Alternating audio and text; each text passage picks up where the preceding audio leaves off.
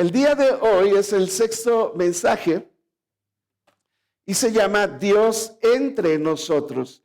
La verdad asombrosa, Dios hecho hombre. Esta es una de las verdades más controversiales en cualquier parte del mundo. El hecho de que Dios se haya hecho hombre y sin perder su divinidad, se haya hecho un hombre 100%, ¿verdad? Entonces, es complicado para nuestra mente entender cómo es esta relación del Padre con el Hijo y cómo Dios mismo se hizo hombre, pero son dos personas, pero entonces son dos naturalezas. ¿Cómo es que conviven estas tres con el Espíritu Santo en una sola persona? Entonces, el objetivo de este último mensaje es de verdad asombrarnos, que tú puedas ver claramente en Jesucristo a Dios, en Jesucristo como también el Padre. Asombrarnos de esa encarnación del Hijo de Dios, que es la base de nuestro cristianismo. Ninguna otra religión ha podido decir eso, ¿verdad? Que Dios se hizo hombre y fue Él el que anduvo aquí. Mahoma no era Dios, Buda no era Dios, ni cualquier otra persona que haya fundado una religión. Nunca mencionaron que ellos eran Dios, eran mensajeros, eran profetas, eran pensadores, pero nunca que era el mismo Dios, el Hijo de Dios encarnado aquí con nosotros. Podemos afirmar entonces nuestra fe y ser muy claramente cristianos, porque hemos recibido esa gracia de parte de Dios al venir a este mundo por nosotros, para salvación, y levantar de ahí un pueblo para Él, una familia. Hablamos la vez anterior de que ahora somos hijos de Dios, porque Él así lo quiso, nacimos de su corazón, dijimos. Y entonces no solamente es el unigénito Hijo, sino que ahora somos hermanos, por eso de repente nos hermaneamos, somos hermanos unos de otros porque tenemos como Dios al mismo Padre. Amén. Así es. Entonces, desde la caída en Génesis 3, el ser humano no solo quedó separado de Dios. Y si tú hoy estás aquí, no has estado bien en tu relación con Dios, dices, bueno, yo no le hago nada malo a Dios, pero necesitas tener esa relación como con el amigo, la amiga que te invitó. Tú necesitas conocer profundamente a Dios. Desde la caída, el hombre está separado de Dios. Está confundido acerca de quién es Dios. Ha escuchado una cosa, ha escuchado otra, diferentes historias, y a través de la historia de toda la humanidad ha habido mucha confusión, incluso en este tema en especial de la encarnación del Hijo de Dios, mucha confusión a través de la historia, incluso entre cristianos. En el siglo I, cuando Juan escribió el Evangelio, que está escribiendo, aquel verbo fue hecho carne, se metió de verdad en un serio problema teológico. ¿Cómo es que Dios se hizo carne? Pero Él lo declara como tal, no está preguntando, no está explicando, Él lo da por hecho. Aquel verbo se hizo carne, es más, habitó entre nosotros. Yo, dice Juan, yo vi su gloria, vimos todos los que estábamos ahí, gloria como del unigénito del Padre, era lleno de gracia, era lleno de verdad. Incluso hubo otro Juan el Bautista, que dio testimonio de él cuando dice, he aquí el Cordero de Dios que quita el pecado del mundo. Dice que Juan clamó, este es de quien yo decía, el que viene después de mí es antes de mí, porque era primero que yo, decía Juan el Bautista también. Dice, porque de su plenitud hemos tomado todos, y gracia sobre gracia, cosas que tú y yo no merecíamos, Dios nos las dio. De hecho, Dios nos las sigue dando hasta el día de hoy. Y sí, claro, los judíos, dice Juan, todos tenemos a Moisés, tenían el Antiguo Testamento. La ley por medio de Moisés fue dada, pero nunca fue suficiente. La gracia y la verdad vinieron por medio de Jesucristo, porque a Dios nadie le vio jamás, pero el unigénito Hijo que está en el seno del Padre, dice Él nos lo dio a conocer. Así que cuando empieza a surgir el cristianismo,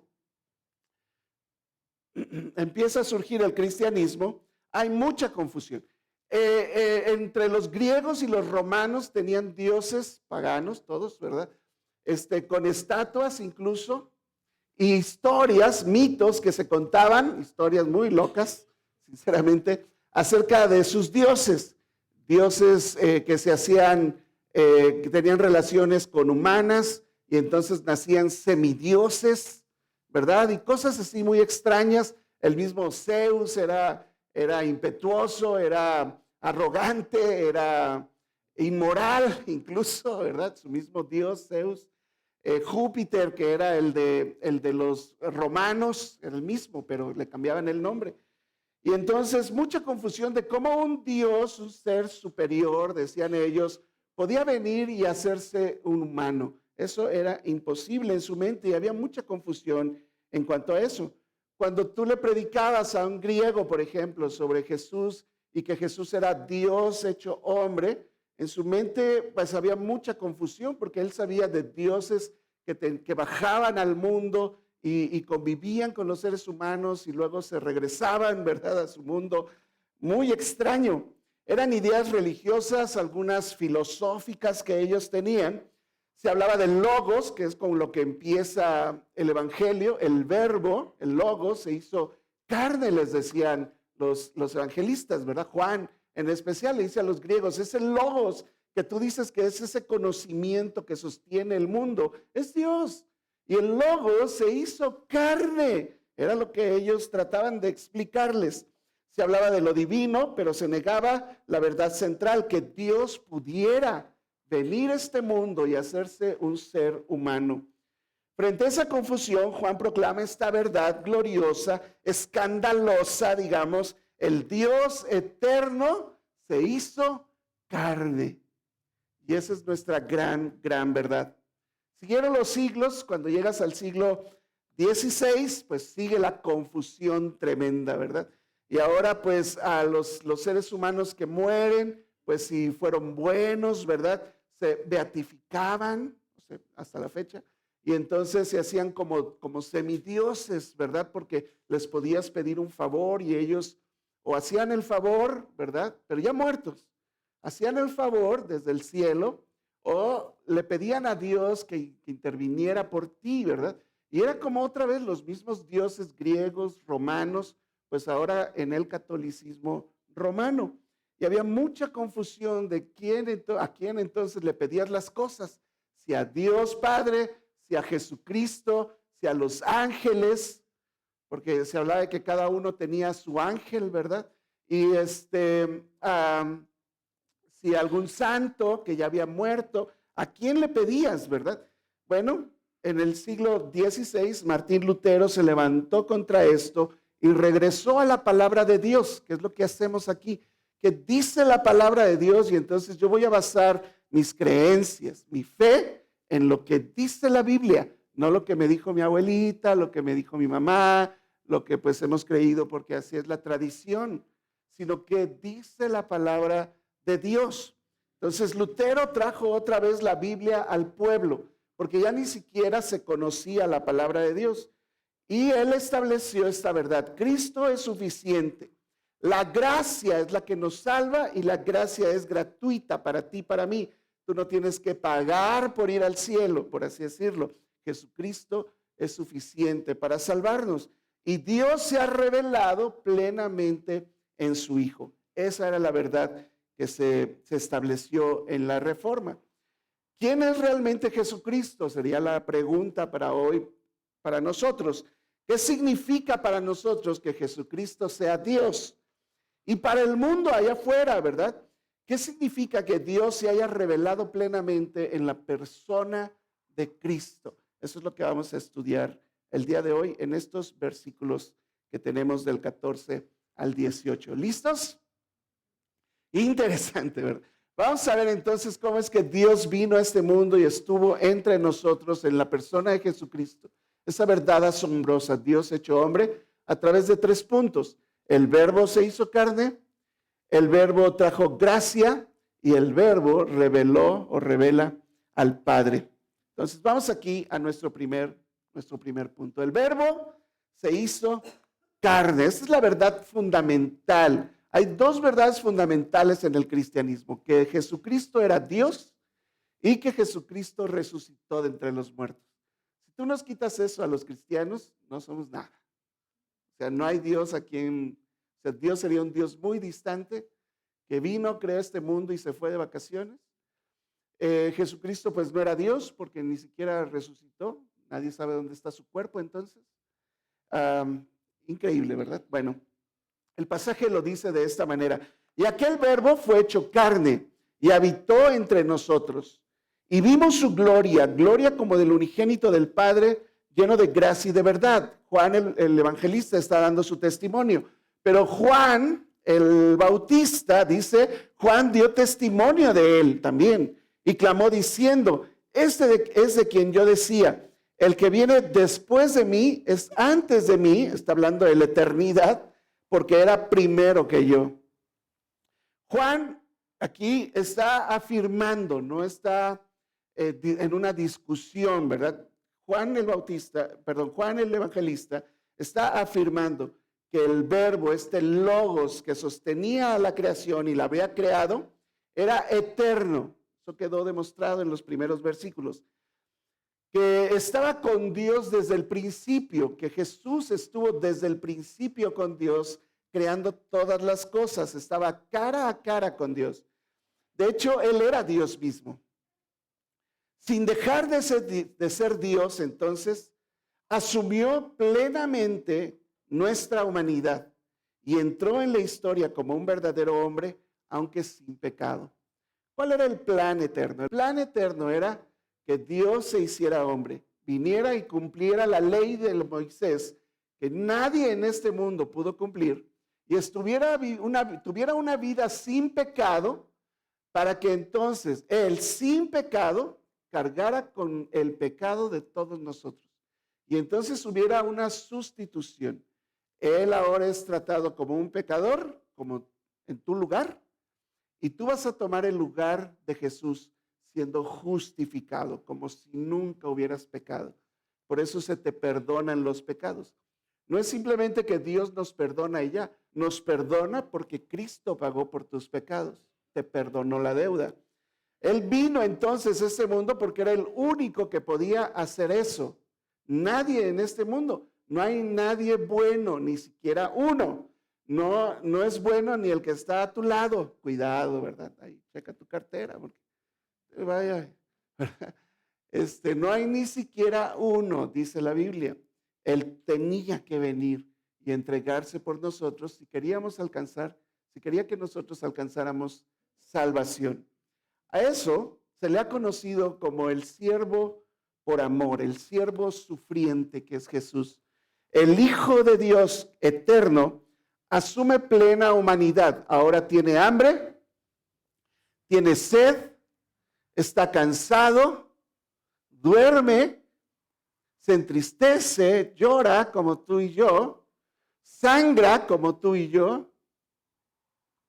Es un ser humano con todas las de la ley, ¿verdad? Completo, como tú y como yo. Dice que fue tentado en todo incluso. Sufrió todo lo que tú has sufrido. ¿Has sufrido abandono? Él también fue abandonado. ¿Has sufrido la pérdida de personas muy amadas? ¿Qué crees? Él también, ¿verdad?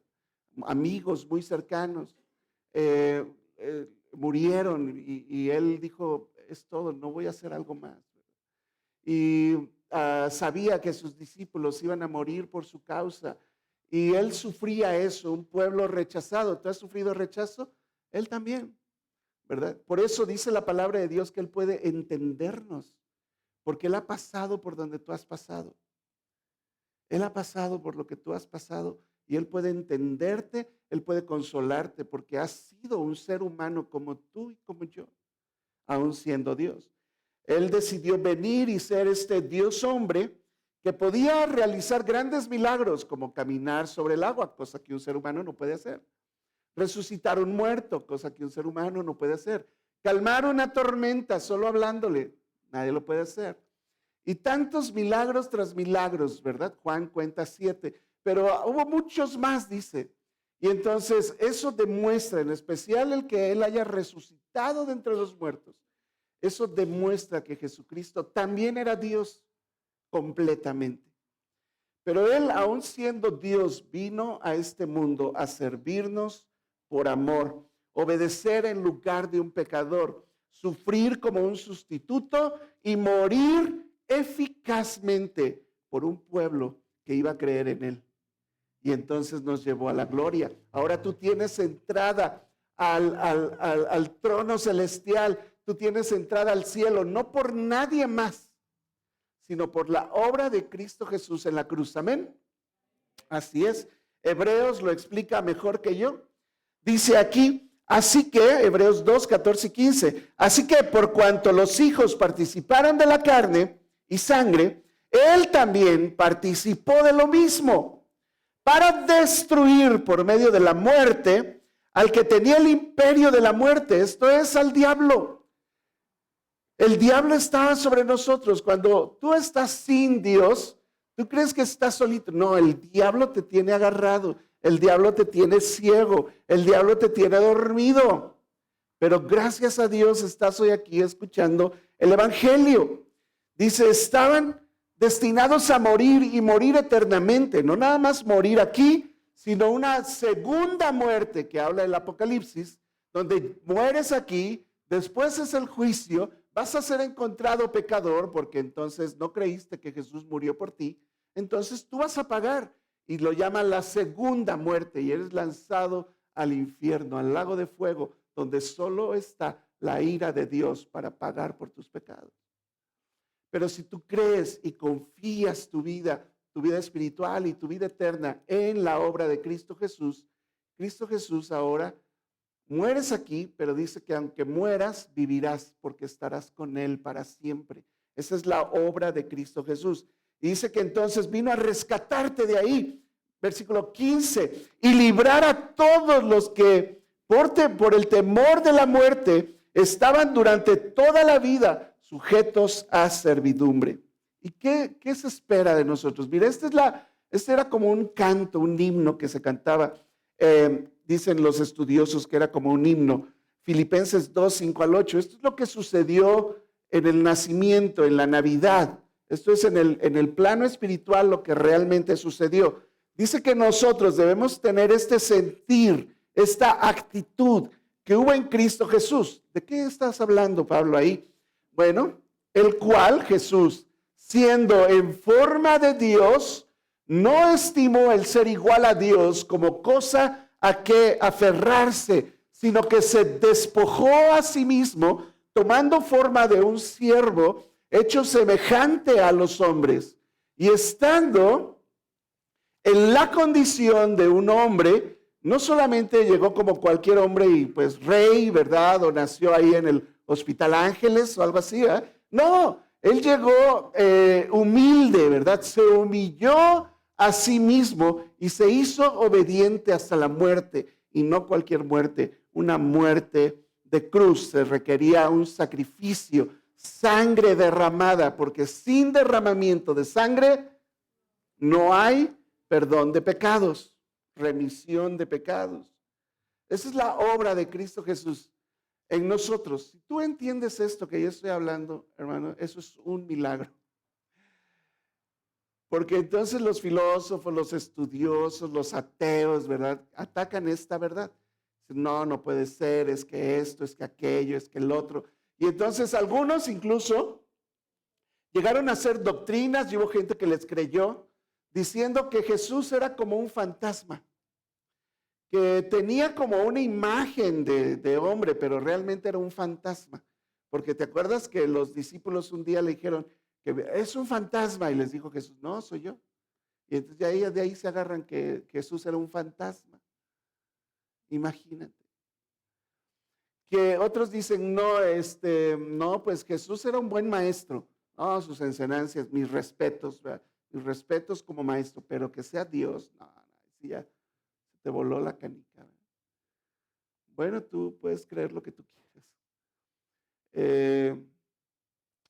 Los demonios decían, ¿verdad? Cuando veían a Jesús, yo sé que tú eres el Hijo de Dios.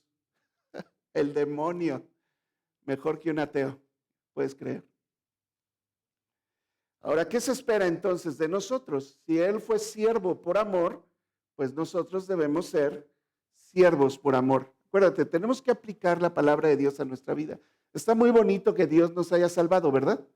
Que Dios se haya hecho un hijo de Dios, que tengas acceso a todas las bendiciones, ¿sí o no?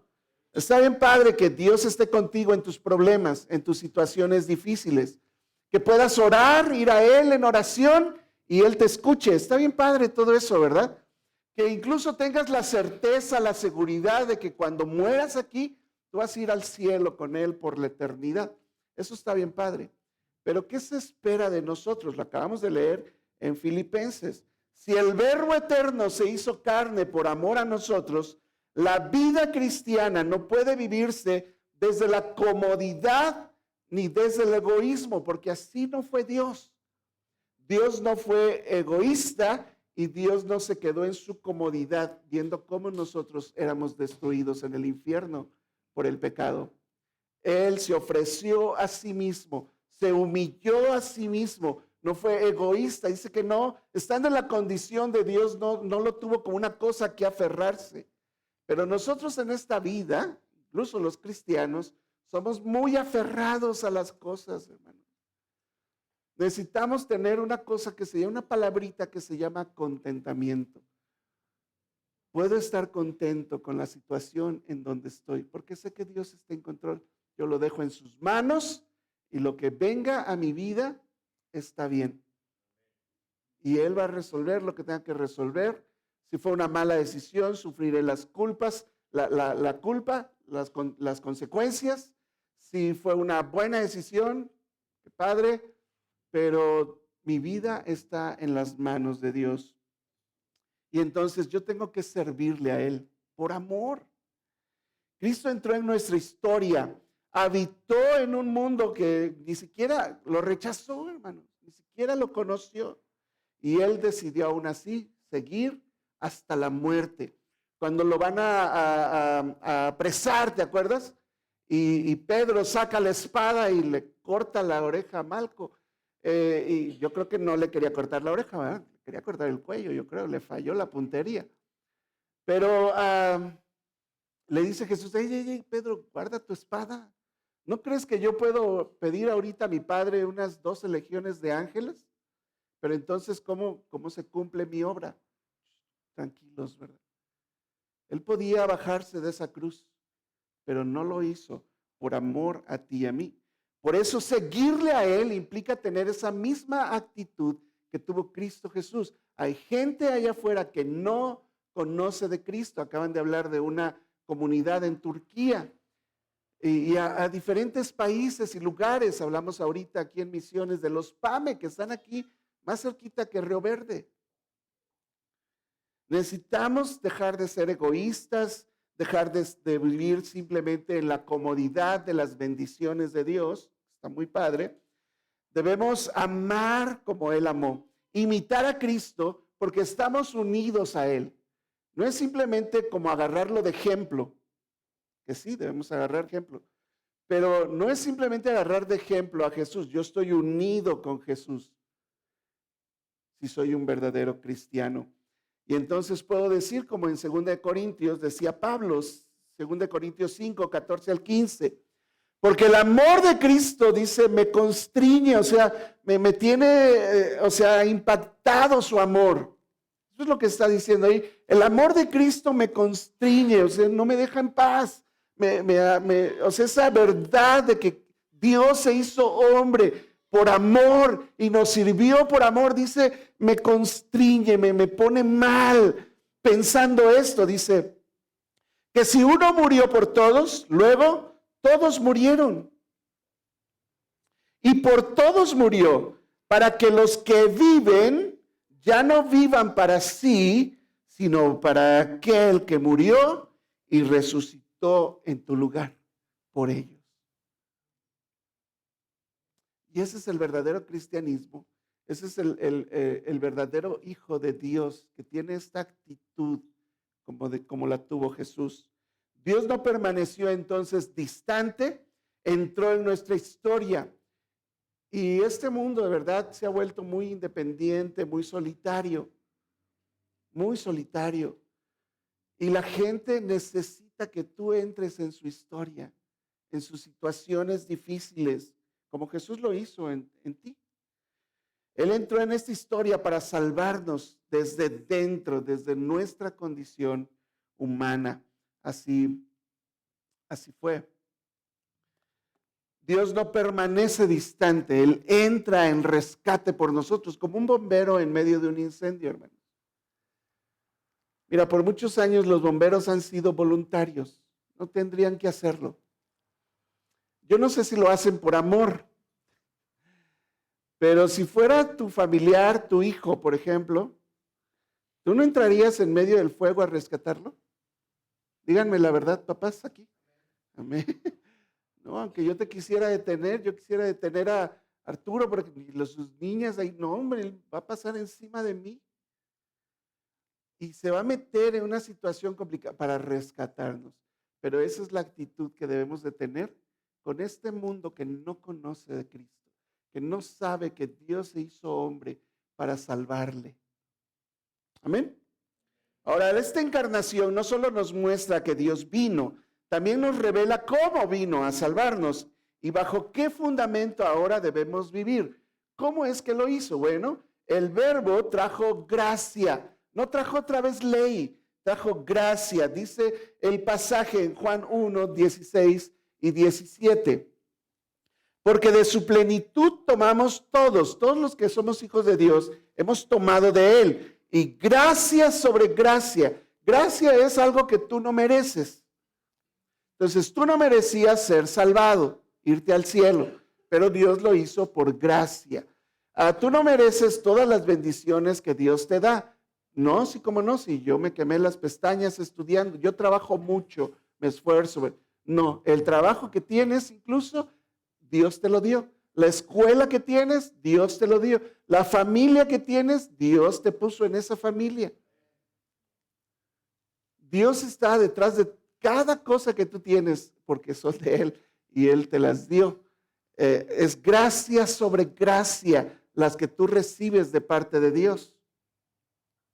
Dice, sí, la ley vino por medio de Moisés y mandamientos tras mandamientos y no hagas esto y no hagas el otro y no matarás y así, ¿verdad? Una y otra, eso fue la ley. Pero ¿qué hicieron los hombres? Quebrantaron la ley. Hasta el día de hoy seguimos quebrantando la ley, se llama pecado, ¿ok? La ley por medio de Moisés fue dada, nadie pudo cumplirla. Nadie pudo cumplirla. Pero la gracia y la verdad, vinieron por medio de Jesucristo y Dios trajo gracia para ti. La ley dada por medio de Moisés fue santa, justa, fue buena. ¿Cuál fue el propósito de la ley? Llevarte a Cristo, hacerte ver como un verdadero pecador y que tú reconozcas que eres un pecador delante de Dios. ¿Sí somos pecadores o no somos pecadores? Medio avergonzados, pero es la verdad. Tenemos que reconocer nuestro pecado delante de Dios. Pero yo nunca he matado a nadie. O sea, has quebrantado la ley de una u otra manera. ¿Quieres que revisemos los 10 mandamientos? Se nos va el tiempo. Es mejor que aceptemos que somos pecadores. La ley entonces tiene ese poder. Si la ley no dijera, no codiciarás, tú podrías codiciar y no sabrías que estás pecando. Pero como la ley dice, no codiciarás la mujer de tu prójimo, por ejemplo, ni cosa alguna de tu prójimo, y codiciar algo que no es tuyo es pecado, entonces no sabrías que la ley pues te está poniendo en problemas. Entonces, la ley sirve para hacer resaltar el pecado en nosotros. Para eso es lo único que sirve. Entonces, la batalla entre la ley y la gracia es el problema aquí. La gracia entonces cumplió lo que por ley no podíamos cumplir. La ley reveló la santidad de Dios, la necesidad de un Salvador. La gracia no eliminó la ley, cumplió la ley en Cristo. Y Cristo sí pudo cumplir toda la ley. Dice Gálatas 3:19. Entonces, ¿para qué sirve la ley? Bueno, fue añadida a causa de las transgresiones. Oye, nada más acababan de salir del Edén y Caín mató a Abel. Hasta que viniese la simiente que le fue prometida a Eva, en tu simiente, que le fue prometida a Abraham, en tu simiente serán benditas todas las naciones de la tierra. Fue hecha la promesa de que vendría ese Salvador y fue ordenada por medio de ángeles, dice, en manos de un mediador. Ese es Cristo Jesús. Dice más adelante en el mismo capítulo 3, versículo 24, de manera que la ley ha sido nuestro ayo, nuestra niñera, ¿verdad? Que nos agarró de la mano la ley para llevarnos a Cristo, a fin de que fuéramos justificados por creer en la obra de Cristo Jesús en la cruz, que Cristo Jesús murió en la cruz para pagar por mis pecados. ¿Creen eso? Ese es el Evangelio. La gracia gobierna entonces nuestra vida. Si tú solamente hablas de las bendiciones que Dios puede traer a la vida de alguien que no es cristiano, claro que se le hace atractivo el cristianismo. Entonces, si yo me hago cristiano, Dios va a estar a mi favor. Sí. Y entonces Dios me va a colmar de bendiciones. Sí. Y Dios tiene promesas para mí. Me va a dar vida eterna. Sí. Ah, pues qué padre. ¿Y qué tengo que hacer? Pues cree. No, pues sí creo que, pues ya. No. No entendiste el Evangelio. Tienes que reconocer que eres un pecador, pedirle perdón, creer en la obra de Cristo Jesús en la cruz, que se aplique esa obra a ti y rendir tu vida a Cristo. Y entonces tienes acceso a ser llamado hijo de Dios y como hijo, vimos la vez pasada, coheredero de todas las bendiciones. Pero no te puedes saltar todo lo anterior. Es un error. Cuando hablas de puras bendiciones, no, hay que ven a Cristo y tus problemas van a ser resueltos. Es hasta una mentira. Uno a veces tiene más problemas de cristiano, si eres un buen cristiano. La gracia entonces debe gobernar nuestra vida. Vivir bajo gracia produce obediencia, produce gratitud. La iglesia formada por gracia proclama con humildad y vive con esperanza. No solamente cree, lo vive allá afuera. Dice Romanos 5, 1 y 2. Ya que hemos sido justificados, perdonados por la fe, ahora sí tienes paz con Dios. Pero eso vino por medio de nuestro Señor Jesucristo. No es por obras, no es porque tú hiciste una manda, porque pagaste algo, porque prendiste una veladora, porque pusiste una vela, porque diste dinero. Nada de eso, es por medio de nuestro Señor Jesucristo, por quien también tenemos entrada por la fe a esta gracia, a estas bendiciones, en la cual estamos firmes y nos gloriamos en la esperanza de la gloria de Dios. Y un día tú lo vas a ver, tú lo vas a ver. En Cristo entonces la gracia establece el propósito perfecto de la ley. Nos conduce entonces a una vida que se sostiene en lo que Dios hizo por nosotros y no en las circunstancias. Las circunstancias de la vida van y vienen. Hicimos una serie completa de eso que se llamó Entre el orden y el caos. Los problemas van y vienen, van y vienen. El dinero va y viene, va y viene. La salud va y viene, va y viene. Así. Pero Dios permanece fiel. Dios permanece firme. ¿Ok? Entonces la gracia establece ese propósito perfecto de la ley, nos conduce una vida sostenida por la plenitud de Dios, de donde tú tomas para ti, donde todo descansa en su obra y no en lo que tú puedes hacer, sino lo que Dios hace por ti.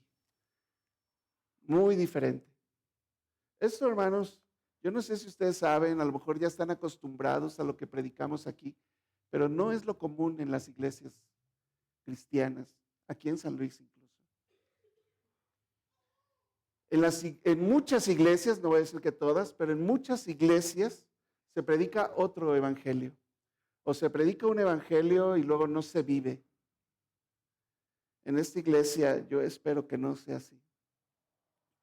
Esta gracia entonces no solo nos salva, sino que nos lleva al conocimiento más alto posible. Puedes conocer a Dios. Eso es increíble, porque no solamente nos quedamos en el hecho de que Dios se hizo hombre, de que hemos recibido gracia, sino que es un Dios de verdad, cercano. Dijo Jesús, ¿verdad? Yo me voy, pero no les dejaré solos. No les dejaré solos. Yo sé que muchos hemos sufrido este sentimiento de soledad, de sentirnos como que a Dios no le importamos, como que Dios no está escuchando nuestras oraciones. ¿Qué estoy haciendo aquí? Estoy hablando como loco aquí solo. Dios no me escucha. ¿Por qué no me escucha Dios? Esa es una idea, o sea, en nuestra mente nada más. Porque si tú realmente has creído en Cristo Jesús y has puesto tu confianza en Él, Dios está contigo. Y Dios quiere que tú le conozcas íntimamente. Por eso usamos esa palabra. Es una palabra fuerte, ¿verdad? Conocer íntimamente a alguien, ¿tú entiendes? ¿Verdad? Yo conozco a mi esposa íntimamente, pero a Dios, conocer a Dios íntimamente, bueno, ese es el grado de conocimiento que Dios quiere que tengas de Él, de esa vida unida a Él. Por eso dice que en el matrimonio, que es una imagen de lo que es la relación de Cristo con la iglesia, es la imagen entre un matrimonio, donde ya no somos dos, Lupita y yo, somos dos, ¿verdad? No, ya no somos dos, sino uno. Y entonces tú hablas con mi esposa va a ir y me lo va a decir. Si es algo muy íntimo, ayer explicábamos con los jóvenes, tal vez ella se lo quede, pero ella y yo estamos en la misma mente, pensamos igual, tenemos las mismas ideas, las mismas metas. Ella lo hace mejor que yo, muchas cosas, pero somos uno. Somos uno. Y así debe ser la relación entre Jesús y cada uno de los que nos decimos que somos parte de la iglesia. Está en Efesios 5. El Verbo revela al Padre. Tú necesitas conocer a Jesús y cuando conozcas a Jesús vas a conocer a Dios Padre. Vas a conocer a Dios. Juan 1:18 termina diciendo así, a Dios nadie le vio jamás. Moisés le vio la espalda. Algunos vieron su gloria que brillaba. Por ejemplo, Isaías tiene una visión y dice, en el año en que murió el rey Usías, vi yo al Señor. Pues no que nadie lo vio, sigue leyendo, porque ¿cómo lo vio? Dice que vio una luz resplandeciente, una figura como de hombre sentado en un trono y que sus faldas llenaban el templo. Y dice que de repente todo se llenó de humo. No lo vio. O sea, brillaba todo ahí. Era una visión que él tuvo. Pero a Dios nadie le vio jamás, dice Juan. Dice, pero nosotros, que anduvimos con él, lo vimos con estos ojos que se van a comer los gusanos. Se lo comieron los gusanos.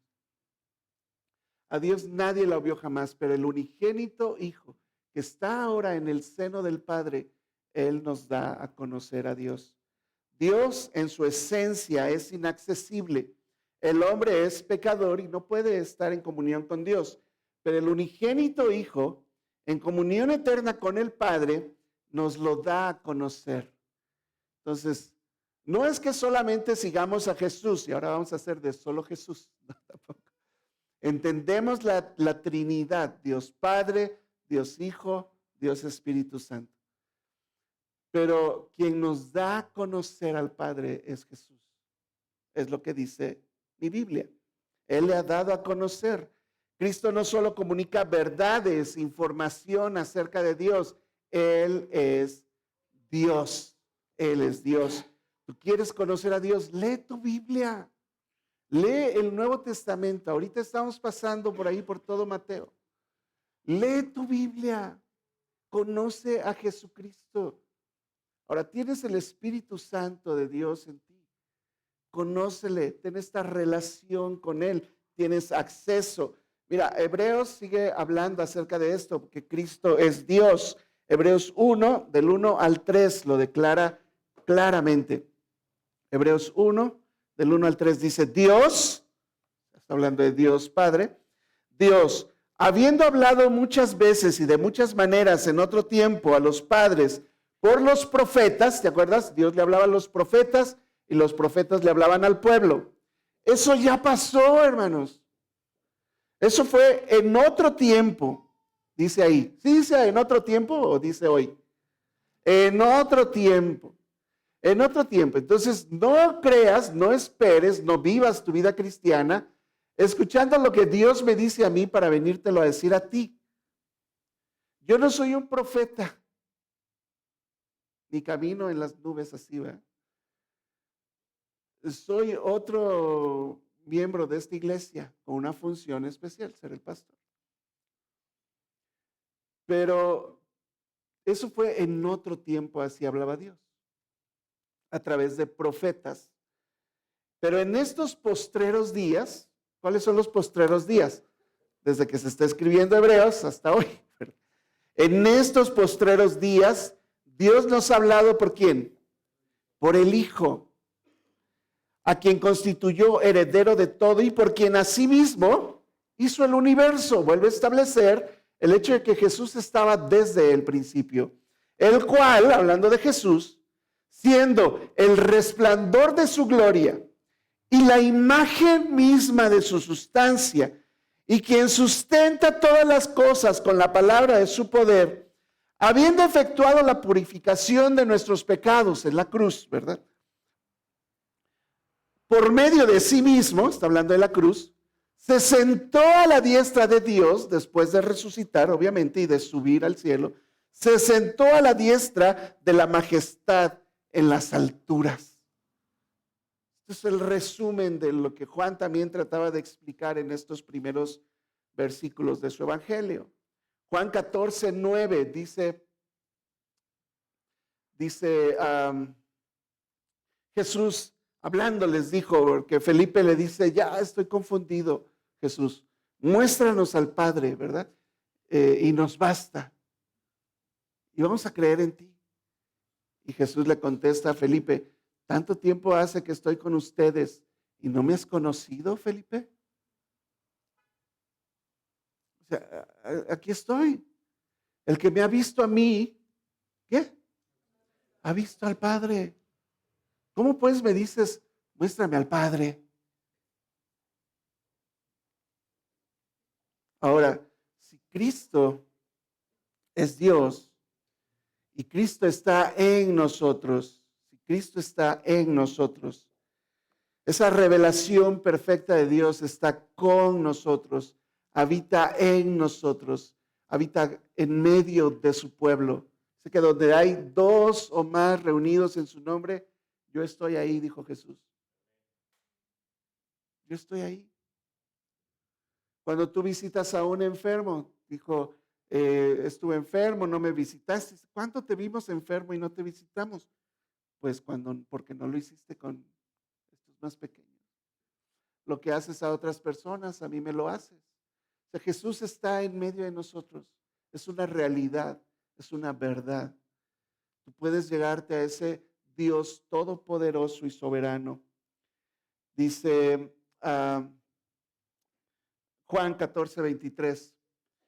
Jesús les dijo, el que me ama, mi palabra guardará, y mi Padre le amará, y vendremos a él, y haremos, ¿qué? Morada. Eso es hacer de ti su habitación. Este es un concepto constante. Desde el Antiguo Testamento hasta el Apocalipsis, Dios deseó siempre habitar en medio de su pueblo. Siempre. En el jardín del Edén, Dios, ¿qué hacía? Se paseaba en medio del huerto y hablaba con Adán así, ¿verdad? Adán y Eva. Cuando escoge un pueblo, dijo, haré mi morada ahí, hagan un tabernáculo. Dice que la presencia de Dios llegaba ahí en forma de una nube y los guiaba en forma de una columna de fuego. Y Dios estaba en medio del campamento. ¿Se acuerdan dónde estaba el campamento? El tabernáculo. en medio del campamento, en medio de todas las tribus, en medio. Él habitó siempre ahí. Cuando se hizo el templo de Salomón, era para que habitara ahí su nombre, para que habitara ahí su nombre. Siempre fue así. Cuando Jesús vino a este mundo, habitó entre nosotros. Se fue y no nos dejó solos y mandó el Espíritu Santo para que esté en ustedes, no solamente con ustedes, esté en ustedes. Y Él les recordará todo lo que yo les he dicho. Estará con ustedes. Y ahora dice, vendremos a Él y haremos morada, viviremos con Él. Jesús vive contigo, ahí en tu casa. ¿Tú crees que ya te quedaste solo? No, Jesús está ahí contigo. Siempre, siempre está contigo. Todo lo que Dios quiso mostrar de sí mismo lo reveló en su Hijo. Mirar a Cristo. ¿Se sigue escuchando? Algo pasó ahí.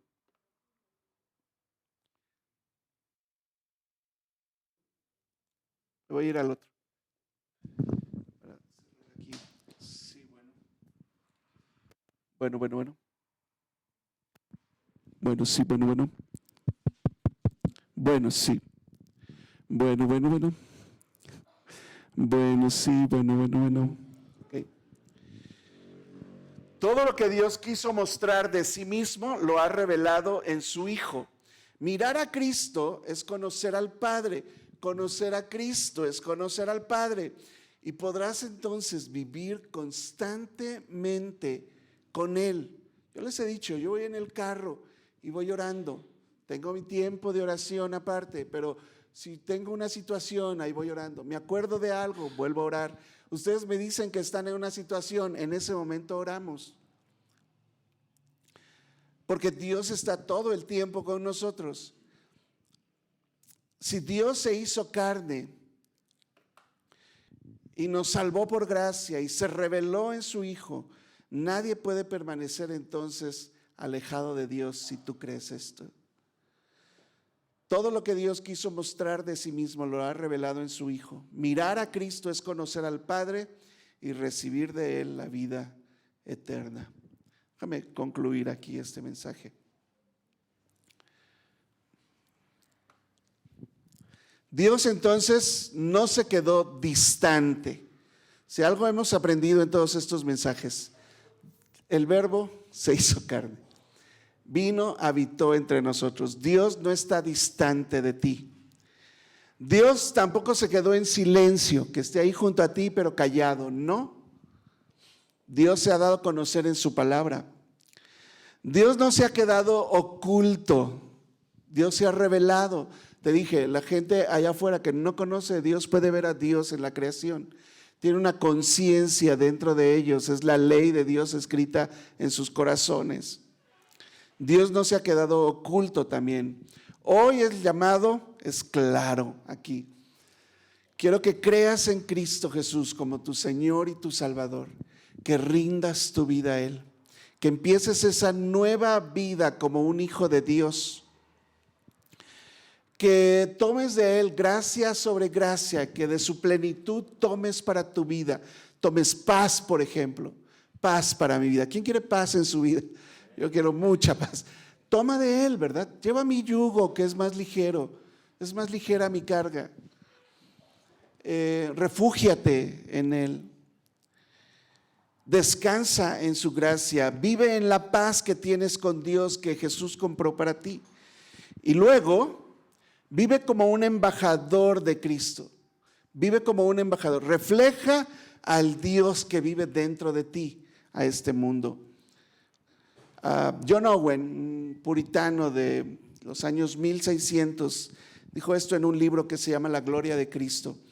Cuando encontremos que el objeto en el cual nuestra fe se fija es demasiado grande y glorioso para nuestra comprensión, entonces estaremos llenos de admiración santa, adoración humilde y un agradecimiento gozoso al ver y contemplar la gloria de Dios en Cristo Jesús. Espero que el mensaje de hoy haya sido de gran bendición para tu vida. Te invito a suscribirte, dar like y compartir con otros este video. Nos gustaría bastante que nos visites cada domingo a las 11 de la mañana. Dios te bendiga.